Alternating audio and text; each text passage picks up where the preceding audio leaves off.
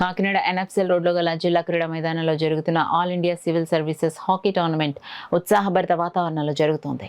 5వ రోజు వివిధ రాష్ట్రాల మహిళలు, పురుషుల జట్లు మొత్తం 8 మ్యాచ్లు జరిగాయి.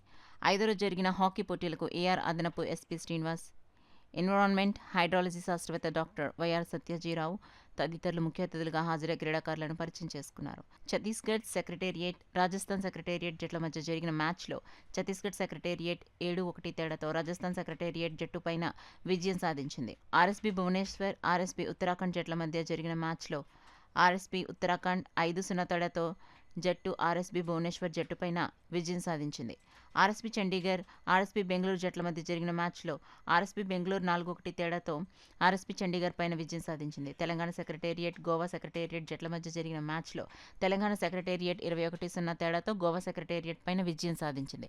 సెంట్రల్ సెక్రటేరియట్, ఆర్ఎస్బీ అహ్మదాబాద్ జట్ల మధ్య జరిగిన మ్యాచ్లో సెంట్రల్ సెక్రటేరియట్ 3-0 తేడాతో ఆర్ఎస్బీ అహ్మదాబాద్ పైన విజయం సాధించింది.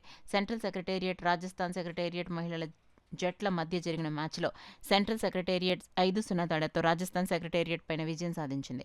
ఛత్తీస్గఢ్ సెక్రటేరియట్, కేరళ సెక్రటేరియట్ మహిళల జట్ల మధ్య జరిగిన మ్యాచ్లో ఛత్తీస్గఢ్ సెక్రటేరియట్ 13-0 తేడాతో కేరళ సెక్రటేరియట్ జట్టుపైన విజయం సాధించింది.